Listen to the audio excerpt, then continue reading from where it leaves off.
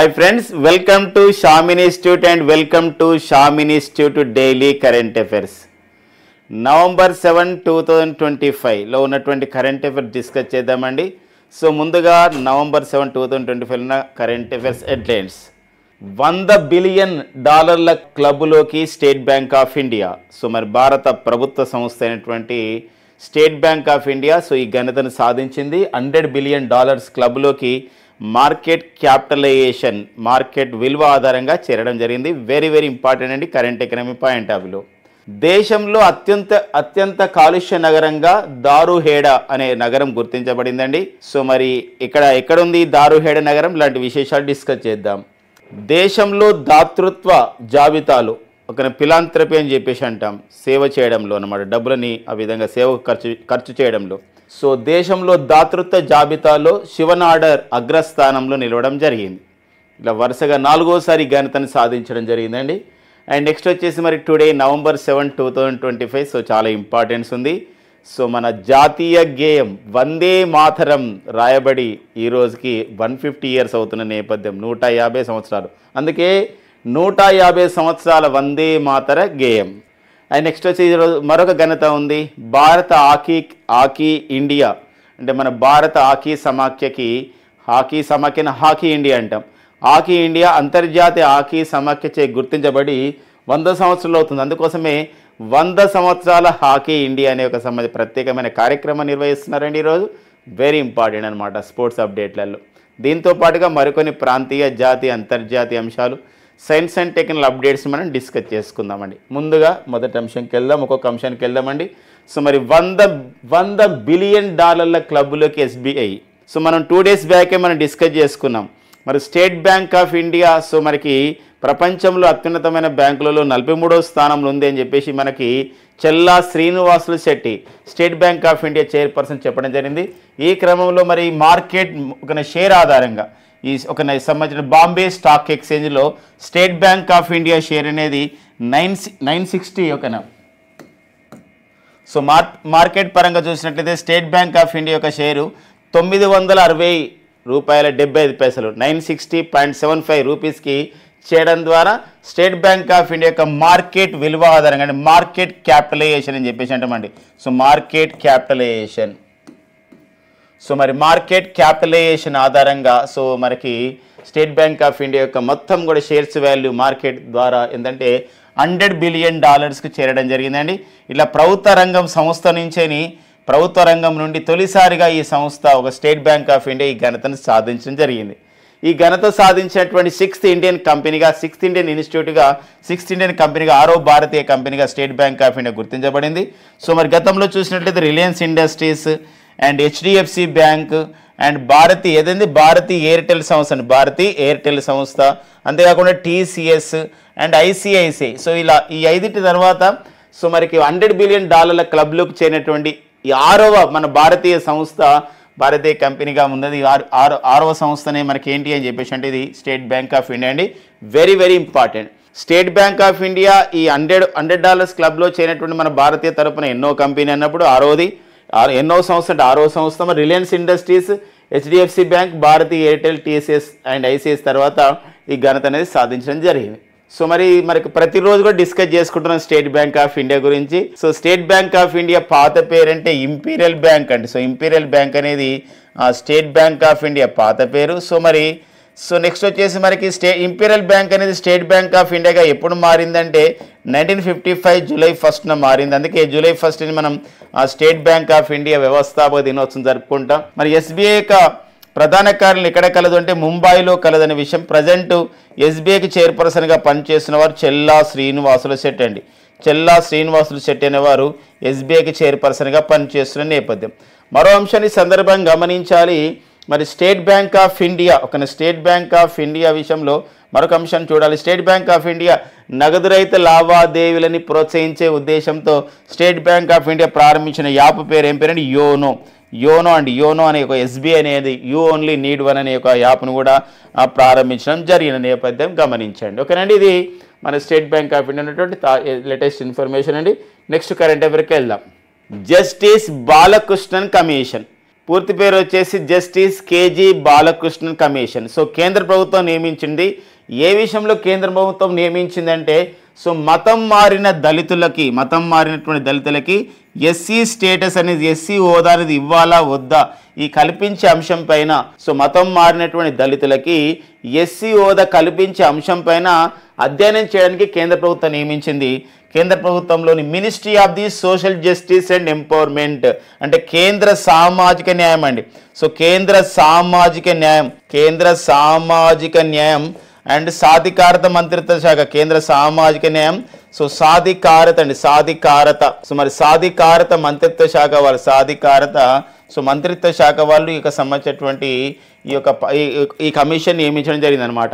So actually ఈ commission 2024 October 10 వరకు ఇవ్వాలి, తన నివేదికను సమర్పించాల్సిన అవసరం ఉంది, సబ్మిట్ చేయాలి. బట్ అది ఒక 1 year పొడిగించారు, 2025 అక్టోబర్ 10 అయినా కూడా సబ్మిట్ చేయలేదు. అందుకే మరో 6 నెలల పాటు అంటే ఇక్కడ 2026 ఏప్రిల్ 10 వరకు కూడా ఈ కమిటీ నివేదిక గడువుని పొడిగించడం జరిగిందనమాట. కాబట్టి ఆ నేపథ్యంలో న్యూస్లో ఉంది justice Balakrishnan commission. Very very important అండి. మతం మారినటువంటి దళితులకి ఎస్సీ హోదా కల్పించే అంశంపైన అధ్యయనం చేయాల్సినటువంటి కమిషన్ అనమాట. సో ఇదొక నేపథ్యం. మరి జస్టిస్ కేజీ బాలకృష్ణన్ అండి, జస్టిస్ బాలకృష్ణ గారి యొక్క ప్రత్యేకత ఏంటంటే భారత సుప్రీంకోర్టుకి ప్రధాన న్యాయమూర్తిగా పనిచేసినటువంటి, సో తొలి దళితుడు అండి, ప్రధాన న్యాయమూర్తి పదవి చేపట్టినటువంటి తొలి దళితుడు. సో ఎవరు అంటే ఇక్కడ మనకి కేజీ బాలకృష్ణన్ గారు అనమాట. రెండవ దళితుడిగా ఇటీవల న్యూస్లో ఉన్నవారు బిఆర్ గవాయ్. సో బిఆర్ గవాయ్ వచ్చేసి మన భారత సుప్రీంకోర్టుకి ప్రధాన న్యాయమూర్తిగా పదవి చేపట్టినటువంటి రెండవ దళితుడు జస్టిస్ ఎవరంటే బిఆర్ గవాయ్, భూషణ్ రామకృష్ణ గవాయ్.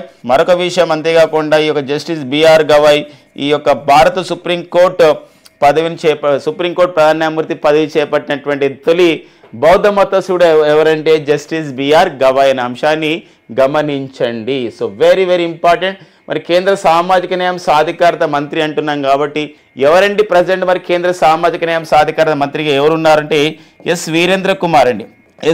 వీరేంద్ర కుమార్ అనేవారు ప్రజెంట్ మన భారత కేంద్ర సోషల్ జస్టిస్ అండ్ ఎంపవర్మెంట్, కేంద్ర సామాజిక న్యాయం సాధికారత మంత్రిగా పనిచేస్తున్న నేపథ్యం అనమాట. సో ఆ విషయం కూడా గమనించండి. అండ్ ఈ మధ్యకాలం ఇంకొక కమిటీ కూడా మనం డిస్కస్ చేసాం. ఇది కమిషన్ అయితే ఓ కమిటీ అండి, రతన్ పి వాతల్ కమిటీ. ఈ రతన్ పి వాతల్ కమిటీ దేనిపైన ఏర్పాటు చేయడం జరిగింది కేంద్ర ప్రభుత్వం అంటే ఈ చందన మార్కెట్, మన భారతదేశంలో చందన మార్కెట్ యొక్క డెవలప్మెంట్ పైన, ఈ శాండిల్వుడ్స్ ఏదైతే ఉన్నాయో, శాండిల్వుడ్ అంటే కదా చందనం, ఈ చందన మార్కెట్ని ఎలా మనం డెవలప్ చేసే అంశం పైన కేంద్ర ప్రభుత్వం నియమించిన కమిటీ వచ్చేసి మనకి ఏంటంటే రతన్ పి వాతల్ కమిటీ అనమాట. ఆ విషయం కూడా గమనించండి. నెక్స్ట్ చూద్దామండి. నెక్స్ట్ వచ్చేసి మరి కేంద్ర ప్రభుత్వం యొక్క అంచనా మేరకి ఒక సెన్సస్ రిజిస్ట్రార్ జనరల్ యొక్క సంబంధించిన నివేదిక మేరకి డెమోగ్రఫీ ఆఫ్ ఇండియా అంటే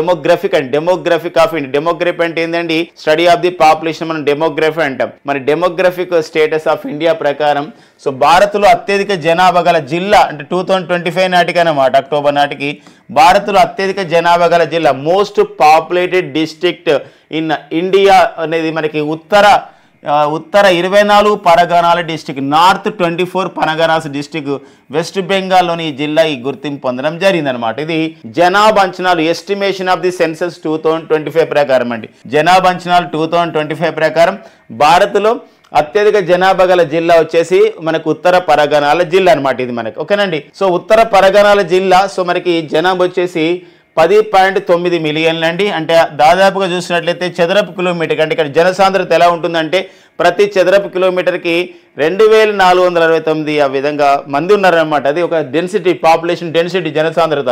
గతంలో మనం 2011 మరి జనాభా లెక్కల ప్రకారం చూసినట్లయితే మహారాష్ట్రలోని తానే జిల్లా అనేది మనకి ఏంటంటే జనాభా ఎక్కువగా ఉన్న జిల్లా. అక్కడ 11.06 మిలియన్లు ఉండేవారు అనమాట. కానీ ఇక్కడ ఏమైంది 2014 సంవత్సరంలో మహారాష్ట్రలోని తానే జిల్లా నుండి కొంత భాగాన్ని తీసుకొని పాల్ఘర్ జిల్లాగా మార్చారు. దాంతో తానే జిల్లా యొక్క జనాభా వచ్చేసి 8.07 మిలియన్లకు చేరింది. ఈ క్రమంలో ఇప్పుడు ఒక భారత్లో అత్యధిక జనాభా గల జిల్లాగా ఉత్తర 24 పరగణాల జిల్లా వెస్ట్ బెంగాల్ గుర్తించబడిందండి. సో వెరీ వెరీ ఇంపార్టెంట్స్గా ఈ సంబంధ విషయం గమనించాలి. సో మరి ఇక్కడ ఉత్తర పరగణాల తర్వాత 24 పరగణాల జిల్లా తర్వాత మన భారతదేశంలో అత్యధిక జనాభా గల నగరాలు ఏవంటే బెంగళూరు, పూణే, ముంబై, సబర్మన్ జిల్లాలో ఈ ఘనతను సాధించడం జరిగిందనమాట. కదండి. సో మన భారతదేశంలో జనాభా లెక్కలు నిర్వహించడం, ఇలా అంచనా వేయడం అనేది కేంద్ర హోంశాఖ పరిధిలో ఉన్న అంశం. కేంద్ర హోంశాఖలో మనకి census registrar general of India ఒక పదవి ఉంటుందన్నమాట. వాళ్ళు ఇదంతా చూసుకుంటారు. ప్రజెంట్ మనకు కేంద్ర census registrar general of India, so ఓకేనా, ప్రస్తుతం కేంద్ర census registrar general of India, census registrar general of India ఎవరు పనిచేస్తున్నారు అని చెప్పేసి అంటారండి. So registrar general of India ఎవరు పనిచేస్తున్నారంటే ఇక్కడ ఆఫ్ ఇండియాగా ఎవరు పనిచేస్తున్నారంటే మృత్యుంజయ కుమార్ నారాయణన్ పనిచేస్తున్నారు. మృత్యుంజయ కుమార్ నారాయణ్ అనేవారు ఈ పదవిలో పనిచేస్తున్నారు. మృత్యుంజయ మహాపాత్ర అంటేనో మనకి ఇండియన్ మెటీరియలాజికల్ డిపార్ట్మెంట్ అంటే భారత వాతావరణ శాఖకు డైరెక్టర్ జనరల్ వచ్చేసి మృత్యుంజయ మహాపాత్ర. ఇక్కడ census registrar general of India అంటే భారత జనాభా లెక్కల కమిషనర్ ఎవరంటే మృత్యుంజయ కుమార్ నారాయణ. గుర్తుపెట్టుకోండి. ఎందుకోసం అంటే త్వరలోనే మనకి 2026-27లోనే మనకి త్వరలోనే ఒక జనాభా లెక్క నిర్వహించబోతున్న నేపథ్యం డిజిటల్ ఒక సంబంధించినటువంటి సెన్సస్ నిర్వహిస్తున్నారు కాబట్టి ఈ పాయింట్ చాలా ఇంపార్టెంట్గా గుర్తుపెట్టుకోవాలి. ఇక నెక్స్ట్ వచ్చేసి మనకి ప్రాజెక్టు సన్ క్యాచర్, ఇది ఒక సంబంధించినటువంటి ఇనిషియేటివ్ అండి. ఈ ప్రాజెక్టు సన్ క్యాచర్ ఏంటి అంటే ఇది గూగుల్ యొక్క సంస్థ ప్రారంభిస్తున్నటువంటి కార్యక్రమం. గూగుల్ సంస్థ. సో మరి solar powered satellites data centres in space. మనం ఇప్పుడు ఇక్కడ మనకు త్వరలోనే మన భారతదేశంలోనే అంటే అమెరికా తర్వాత గూగుల్ వాళ్ళు ఏర్పాటు చేస్తున్న అతిపెద్ద డాటా సెంటరు మన ఆంధ్రప్రదేశ్లోని వైజాగ్లో నిర్మించబోతున్నారు. ఇలాంటి క్రమంలో ఈ డాటా సెంటర్లో విలువైనటువంటి సమాచారాన్ని భద్రపరుస్తారు. ఇది 1000 మెగావాట్స్ ఆఫ్ ది సో మరి గూగుల్ డాటా సెంటర్గా ఉంది. 1000 మెగావాట్ ఏంటంటే ఈ డాటాను ప్రొటెక్ట్ చేయడానికి కావాల్సినటువంటి విద్యుత్ అనమాట. అలాంటి నేపథ్యం, అలాంటి ఎలక్ట్రిసిటీ. అలా కాకుండా ఈ యొక్క సంబంధించినటువంటి అంతరిక్షంలోనే ఒక డాటా సెంటర్ ఏర్పాటు చేయాలి. అంతేకాకుండా అక్కడనే శాటిలైట్స్తో సోలార్ పవర్ జనరేట్ చేసి అక్కడే డాటాను మనం ప్రొటెక్ట్ చేసుకోవాలనే ఉద్దేశంతో ప్రాజెక్ట్ సన్ క్యాచర్ అనే ఒక సంబంధించినటువంటి దాన్ని ప్రారంభించారండి గూగుల్ వాళ్ళు. సోలార్ పవర్డ్ శాటిలైట్స్ మనం డాటా సెంటర్స్ ఏర్పాటు చేస్తారు. ఇదంతా tensor processing units, specialised AI chips అని చెప్పేసి అంటామండి. ఈ స్పెషలైజ్డ్ ఆర్టిఫిషియల్ ఇంటెలిజెన్స్ చిప్స్తో ఇదంతా చేస్తాము. లేదా టీపీయూ అంటాం. టీపీ అంటే సెన్సార్ ప్రాసెసింగ్ యూనిట్స్ అంటాం. దాని ద్వారా ఈ సమాచారాన్ని మేము అట్లా స్టోర్ చేస్తామని ఒక అంచనాకి రావడం జరిగింది గూగుల్. మనకి ఎగ్జామినేషన్లు ఎలా ఆడతారంటే అంతరిక్షంలోనే సౌరయుత ఆధారిత ఒక ఉపగ్రహం తయారు చేసుకొని అంతేకాకుండా అక్కడే డాటా సెంటర్స్ ఏర్పాటు చేసుకుని ఏ కార్యక్రమాన్ని గూగుల్ ప్రారంభించుతుంది అంటే ప్రాజెక్టు సన్ క్యాచర్ అనే విషయం గమనించండి. వెరీ వెరీ ఇంపార్టెంట్ అండి. సో మరి Google present chief executive officer Google హెచ్ఎస్ ఎవరండి వారే సో సుందర్ పిచాయ్ అండి. ఎవరండి సుందర్ పిచాయ్ అనే వారు గూగుల్కి ప్రజెంట్ చీఫ్ ఎగ్జిక్యూటివ్ ఆఫీసర్గా ఉన్నారనమాట. నెక్స్ట్ చూద్దామండి. ఇక నెక్స్ట్ వచ్చేసి వైభవ్ ఫెలోషిప్ మనకు న్యూస్లో ఉంది.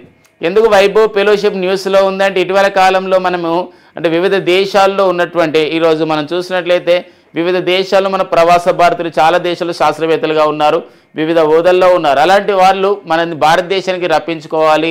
అంతేకాకుండా భారతీయ మూలాలు ఉన్నవారు అంటే భారత సంతతికి చెందిన వాళ్ళు ప్రవాస భారతీయులు భారతీయ మూలాలు ఉన్నటువంటి శాస్త్రవేత్తలని భారత్కు తీసుకొచ్చుకోవాలి. అంతేకాకుండా ఇక్కడ ప్రముఖ విద్యా సంస్థలు అంటే ఏవైతే హయ్యర్ ఎడ్యుకేషన్ ఇన్స్టిట్యూట్స్ ఉన్నాయో వాళ్ళకి అక్కడ ఎవరైతే శాస్త్రవేత్తలు ఉన్నారో ఇక్కడ సంబంధించినటువంటి వాళ్ళకి పరిశోధన భాగమయ్యేటట్టు అంతేకాకుండా ఇక్కడ విద్యా సంస్థలు బోధనలో భాగమయ్యేటట్టు చేయాలి. ఇట్లా ఒక 3 సంవత్సరాల కాంట్రాక్ట్ తీసుకోవాలి. సంవత్సరానికి ఒక సంవత్సరంలో ఒక నెల రోజులన్నీ ఇక్కడ ఉండేటట్టు చేయాలన్నమాట. ఇలాంటి కార్యక్రమమే వైభవ్ ఫెలోషిప్ ప్రోగ్రామ్ అంటారు. ఈ వైభవ్ ఫెలోషిప్ ప్రోగ్రాంలు ఎవరైతే ప్రపంచంలో వివిధ దేశాల్లో ఉన్నటువంటి ప్రవాస భారతీయులు భారత సంతతి వ్యక్తులు person of the Indian origin NRIs ఎవరైతే ఉన్నారో వాళ్ళకి ఒక నెలకి 4 లక్షల రూపాయలని ప్రభుత్వం ఇస్తుంది. అలాంటి దాన్ని వైభవ్ ఫెలోషిప్ ప్రోగ్రామ్ అని చెప్పేసి అంటారు. ఇది గతంలో ప్రారంభించబడింది. మరొకసారి మనకి ఏంటంటే ఇక్కడ మనకి న్యూస్లో ఉండడం జరిగిందనమాట. మరొకసారి ఇక్కడ న్యూస్లో ఉంది ఏంటి అని చెప్పేసి అంటే ఇక్కడ సో ఇక్కడ వైభవ్ అంటే అర్థమైంది చూడండి. వైభవ్ అంటే ఇక్కడ సో ఒక వైశ్విక్ భారతీయ వైజ్ఞానిక్ అని చెప్పేసి అంటాం. వైశ్విక్ భారతీయ వైజ్ఞానిక్ అని చెప్పేసి అంటాం.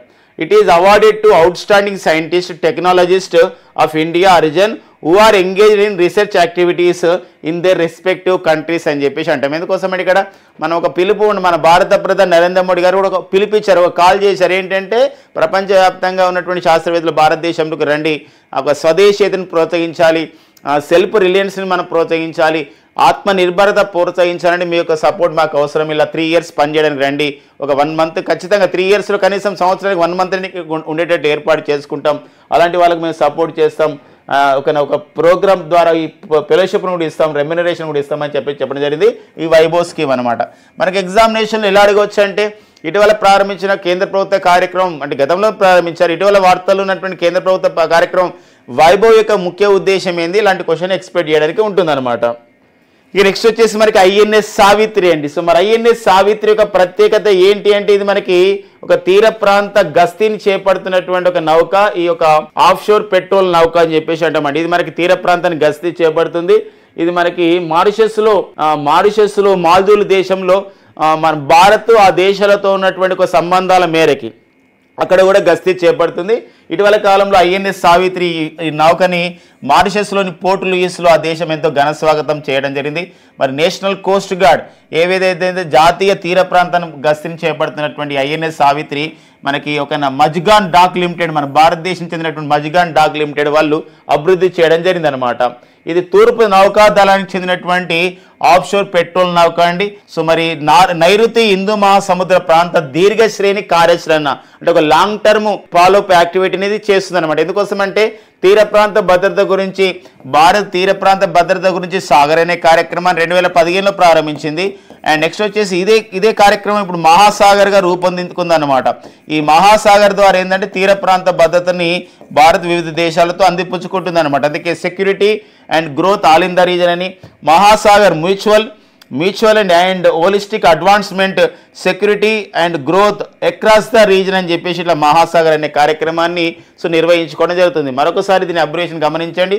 ఈ కార్యక్రమంలో భాగంగా మన నేషనల్ కోస్ట్ గార్డ్ చేత, మన తీర ప్రాంత గస్తీ దళం చేత నైరుతి హిందూ మహాసముద్ర ప్రాంత దీర్ఘశ్రేణి రక్షణ గురించి లాంగ్ టర్మ్ ఒక ఫాలోఅప్ యాక్టివిటీ గురించి ఐఎన్ఎస్ సావిత్రిని వాడుతున్నారు. ఐఎన్ఎస్ సావిత్రి అనే నౌకను యూజ్ చేస్తుంది అనమాట.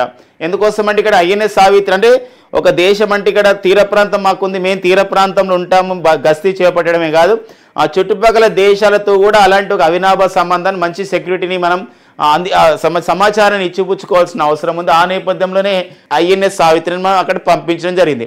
ఎగ్జామినేషన్ ఎలా అడిగే అవకాశం ఉంటుందంటే ఒక నైరుతి హిందూ మహాసముద్ర ప్రాంత దీర్ఘశ్రేణి కార్యాచరణ గురించి, సో ఇండియన్ ఓషన్ సంబంధించినటువంటి విషయంలో మరి లాంగ్ టర్మ్ ఫాలోఅప్ యాక్టివిటీ గురించి మన భారత నావికా దళానికి చెందినటువంటి, మన తీర ప్రాంత గస్తీ దళానికి చెందినటువంటి ఏ యుద్ధ నౌక యూజ్ చేస్తున్నామని చెప్పేసి అంటే ఐఎన్ఎస్ సావిత్రి అనే విషయం గమనించండి. ఈ సాగర్ అండ్ మహాసాగర్ని ప్రోత్సహించడం.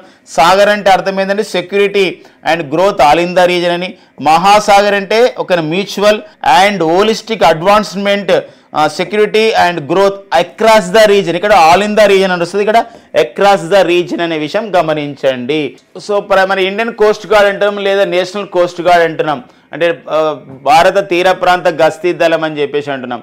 మరి ప్రజెంట్ మన భారత తీర ప్రాంత గస్తీ దళానికి నేషనల్ కోస్ట్ గార్డ్కి డైరెక్టర్ జనరల్గా పనిచేస్తున్న వారు పరమేశ్ శివమణి. ఎవరండి? పరమేశ్ శివమణి. సో పరమేశ్ శివమణి అండి. సో పరమేశ్ శివమణి, గతంలో ఒక శివపాల్ అనేవారు ఉండేవారు. సో ప్రజెంట్ అయితే పరమేశ్ శివమణి అండి. పరమేశ్ శివమణి అనే విషయం గమనించండి. సో వెరీ వెరీ ఇంపార్టెంట్ అండి. నెక్స్ట్ చూద్దాం. Vibe coding word of the year 2025. ఈ మధ్య కాలంలోనే Dictionary.com. సో Dictionary.com అనే ఒక ఆన్లైన్ సంస్థ ఏం చేసిందండి, వర్డ్ ఆఫ్ ద ఇయర్గా 6-7 అనే ఒక పదాన్ని ప్రకటించడం జరిగింది. దీని తర్వాత కోలిన్స్ అనే సంస్థ అండి, కోలిన్స్ అనే డిక్షనరీ సంస్థ వైబు కోడింగ్ అనే వర్డ్ని వర్డ్ ఆఫ్ ద ఇయర్ 2025గా ప్రకటించారు. ఇది కాయిన్డ్ బై అండ్రేజ్ కర్పతి అనేవారు ఈ పదాన్ని వాడాడు. Vibe coding it means creating software using natural language instead of the traditional coding. అంటే సాంప్రదాయమైనటువంటి కోడింగ్ చేసే బదులు ఏం చేయాలంటే ఏదో సాంప్రదాయంగా వస్తుంది, ఒక మూస ధోరణితో వస్తుందని కాకుండా ఇక్కడ ఏంటంటే ఒక సహజ సిద్ధంగా వచ్చే ఒక భాషని ఆ విధంగా ఒక సాఫ్ట్వేర్ని క్రియేట్ చేయడమే వైబ్ కోడింగ్ అని చెప్పేసి అంటాం. అంటే ఇక్కడ ఏంటంటే న్యాచురల్కి సహజ సిద్ధమైనటువంటి సాఫ్ట్వేర్కి ఇంపార్టెన్స్ ఇవ్వాలి, ట్రెడిషనల్ సమాజ కోడింగ్ అవసరం లేదు అని చెప్పడమే ఈ వైబ్ కోడింగ్ అని చెప్పేసి అంటామండి. వైబ్ కోడింగ్ అని చెప్పేసి అంటాం. ఈ మధ్య కాలంలో కూడా మనం మిరాయి సినిమాలో కూడా చూసాము, వైబ్ ఉంది అని చెప్పేసి ఒక పాట ఉంటుందండి, వైబ్ ఉందని. అదే వైబ్ అని గుర్తుపెట్టుకోండి. ఇట్ మీన్స్ అంటే కొత్తదనం ఉంది అని అర్థం చేసుకోవచ్చు, ఒక ప్రకృతిగా ఒక సమాజం న్యాచురల్గా ఉందని అర్థం చేసుకోవచ్చు అనమాట. It means creating software using natural language instead of the traditional coding అని అర్థం మనకు వస్తుందండి. ఇది వైబ్ కోడింగ్ మీనింగ్ అనమాట. ఓకే, ఈ వర్డ్ని ఎవరు వర్డ్ ఆఫ్ ద ఇయర్ ఏ సంస్థ ఇక్కడ మనకి వర్డ్ ఆఫ్ ద ఇయర్గా ప్రకటించడం జరిగిందంటే కాలిన్స్ అనే సంస్థ అండి, COLLINS కాలిన్స్ అనే డిక్షనరీ సంస్థ వాళ్ళు ఇలా ప్రకటించడం జరిగింది. ఇక నెక్స్ట్ వచ్చేసి మనకి మంత్రసాన. ఏదండి మంత్రసాని తెలుసండి. మంత్రసాన ఏంటి? మంత్రసాన అంటే ఇక్కడ వెరీ వెరీ ఇంపార్టెంట్ అండి. మన ఫస్ట్ టైం అనమాట, ప్రపంచంలో ఫస్ట్ టైము ఒకటి ఏం చేసిరని చెప్పేసి అంటే ఒక సంబంధించిన ఒక టెలిసర్జరీ చేసి ఒక రోబోను తయారు చేసుకున్నామండి. So world's first portable telesurgery console designed in India. అది మనకు నాస్డాక్లో కూడా లిస్ట్ అయింది. మన భారత శాస్త్రవేత్త అయినటువంటి డాక్టర్ సుధీర్ శ్రీవాస్తవ్ దీన్ని అభివృద్ధి చేయడం జరిగిందండి. World's first portable telesurgery console ఒక పరికరాన్ని తయారు చేయడం జరిగింది. టెలిసర్జరీ అనే ఒక పరికరం అనమాట. సో మరి ఈ పరికరం అనేది మనకి ఆదేశాలు పాటిస్తూ దాని అందరూ అదే ఒక సర్జరీ చేస్తుంది. ఒక కన్సోల్ అంటే ఒక పరికరం. అది ఎవరు తయారు చేశారంటే డాక్టర్ సుధీర్ శ్రీవాత్సవ. వీరు ఏ సంస్థ నిర్వహిస్తారంటే SS ఇన్నోవేషన్స్ ఇంటర్నేషనల్ అనే సంస్థ నిర్వహిస్తున్నారు. అంతేకాకుండా వీరు చేస్తున్నటువంటి కృషికి అంతా కూడా వీళ్ళ యొక్క ఇన్కమ్ బట్టి అమెరికాలోని నాస్డాక్ న్యూయార్క్లో ఉన్నటువంటి స్టాక్ ఎక్స్చేంజ్లో కూడా లిస్ట్ అయినటువంటి కంపెనీనే ఈ సంబంధించినటువంటి ఏదంటే అది మనకి సంస్థ SS ఇన్నోవేషన్ ఇంటర్నేషనల్ సంస్థ. వీరు అభివృద్ధి చేసినటువంటి పోర్టబుల్ అంటే ఏంటంటే ఒక ప్రాంతం నుండి మరొక ప్రాంతాన్ని తీసుకెళ్లే విధంగా ఈ రోబో కానీ టెలిసర్జరీ ఏదైతే ఉంటుందో ఈ పరికరము కన్సోల్ అనేది సో మనకి ఇది వాహనాలు తీసుకోవడం కాదు, మనిషి కూడా తీసుకునే విధంగా ఉంటుందన్నమాట. అదే చూడండి, ఇండి world's first portable telesurgery console ఒక పరికరాన్ని అభివృద్ధి చేశారు. ప్రపంచంలో తొలిసారిగా వివిధ ఆపరేషన్ చేయడానికి ఒక టెలిసర్జరీ ఒక పరికరాన్ని ఒక మనిషి తీసుకెళ్లే విధంగా ఒక పరికరాన్ని అభివృద్ధి చేసుకున్నటువంటి మంత్రసాన అనే దానికి సంబంధించిన మంత్రసాని అంటారు. మంత్రసానులు అని చెప్పేసి అంటే ఇక్కడ ఈ సంబంధించినటువంటి డెలివరీ టైంలో కానివ్వండి, ప్రసూతి సమయంలో సహాయపడే సంబంధించినటువంటి వారిని మనం మంత్రసాన అంటాం. అదేవిధంగా ఇది సహాయపడుతుంది టెలిసర్జరీ విషయంలో అని చెప్పేసి మంత్రసాన అని పేరు పెట్టడం జరిగింది. ఇటీవల వార్తల్లో ఉన్న మంత్రసాన అనేది ఏంటంటాడు, ఎవరు అభివృద్ధి చేశారు ఏంటనేది very very important science and technology update విషయంలో. ఇక నెక్స్ట్ వచ్చేసి మనకి ఒక సంస్థ ఉందండి, ఎడిల్గేవ్ అనే సంస్థ అండ్ హురన్ అనే సంస్థ. ఈ ఎడిల్గేవ్ హురన్ సంస్థ ఇండియాలో ఫిలాంథ్రపీ అంటాం. ఫిలాంథ్రపీ అంటే ఏంటంటే సర్వీస్ టు హ్యూమన్ కైండ్ అంటామండి. సర్వీస్ టు హ్యూమన్ కైండ్ అంటే సమాజానికి సేవ చేసే వాళ్ళని మనం ఫిలాంథ్రపిస్ట్ అని చెప్పేసి సర్వీస్ టు హ్యూమన్ కైండ్ అంటాం. ఇక్కడ దాతృత్వ గుణం అని చెప్పేసి అంటాం. ఇంకా మంచిగా దాతృత్వశీలు దాతృత్వ గుణం అని చెప్పేసి అంటాం. ఈ దాతృత్వంలో మన భారతదేశంలో దాతృత్వంలో ఈ ఎడల్గేవ్ అండ్ హురన్ అనే సంస్థ వాళ్ళు ఇచ్చినటువంటి దాతృత్వంలో చూసినట్లయితే సో ఎవరున్నారు మొదటి స్థానంలో ఏం చెప్పేసి అంటే ఇక్కడ శివనాడర్ అండి. మరి శివనాడర్ సో మరి ఈ యొక్క ఎడల్గేవ్ హురన్ ఇండియా ఫిలాంథ్రపీ రిపోర్ట్ అనేది 5వ రిపోర్టు. ఈ ఐదవ రిపోర్ట్లో ఇది మనకి 4వసారి ఈ సంబంధించినటువంటి లిస్టులో ఉండడం అనమాట. అంటే గత 5 years నుంచి కూడా ఇస్తున్నారు ఈ లిస్ట్ని, ఈ జాబితాని. భారతదేశంలో అత్యంత దాతృత్వ గుణం ఉన్న వ్యక్తి ఎవరు, మంచి ఫిలాంథ్రపిస్ట్ ఎవరని చెప్పేసి ఒక సంబంధించినటువంటి డాటా ఇచ్చినప్పుడు 5 సార్లు ఇచ్చినప్పుడు 4 సార్లు కూడా శివనాడరే ఉన్నాడు. ఇతను ఒక సంవత్సరాల కాలంలో 2708 కోట్లను ఆ విధంగా దానం చేయడం జరిగింది. అంటే దానం చేయడం అంటే డబ్బులు అందరికీ ఇవ్వడం కాదు, వివిధ రంగాలు పర్టికులర్గా ఎడ్యుకేషన్ విషయంలో చాలా కృషి చేయడం జరిగింది అనమాట. వీరి తర్వాత ముఖేష్ అంబానీ వారు 626 కోట్లు ఇచ్చారు ఒక సంవత్సరంలో.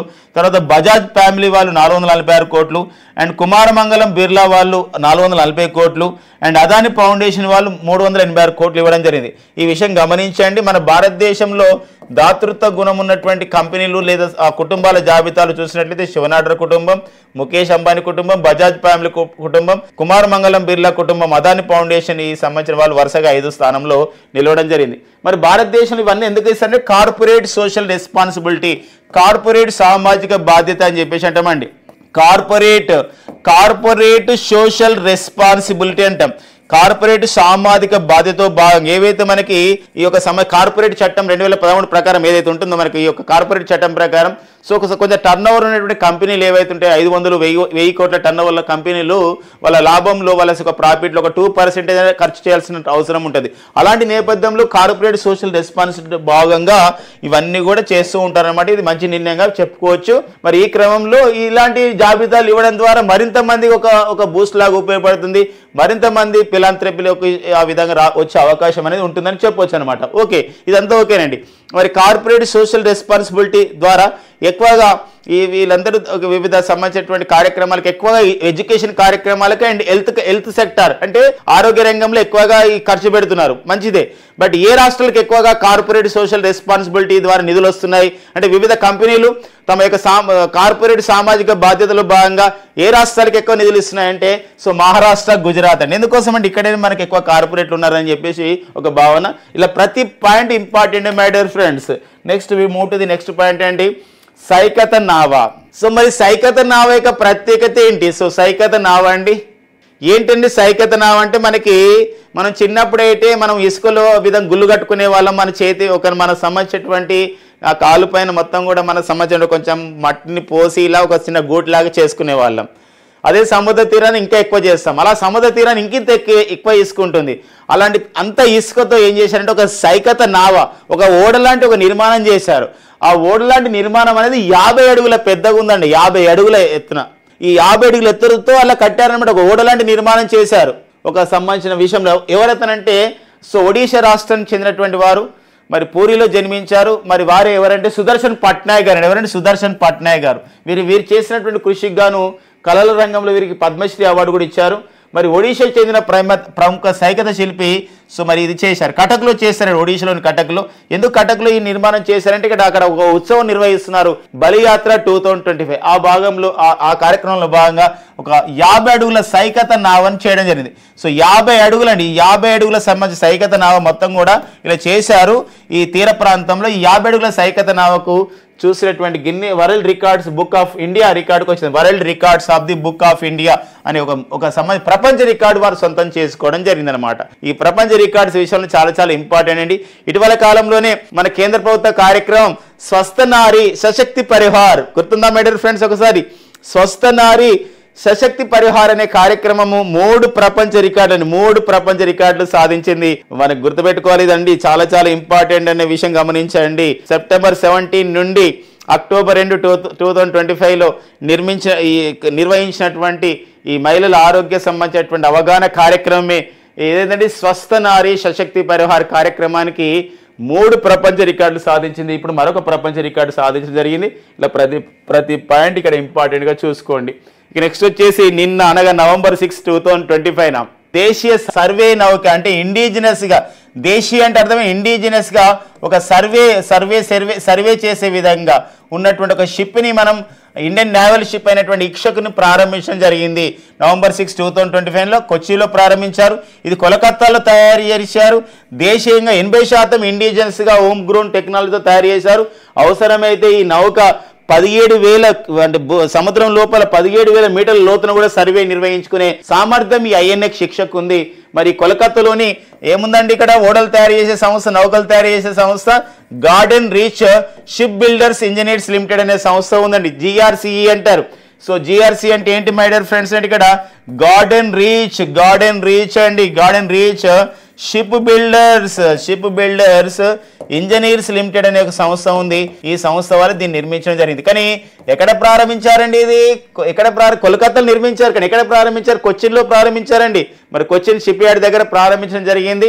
ఎవరు ప్రారంభించారంటే మన భారత ప్రధాన నావికాధికారి, chief of the naval staff, Indian naval staff, అతన్ని అడ్మిరల్ దినేష్ కుమార్ త్రిపాఠి దీన్ని ప్రారంభించడం జరిగిందండి.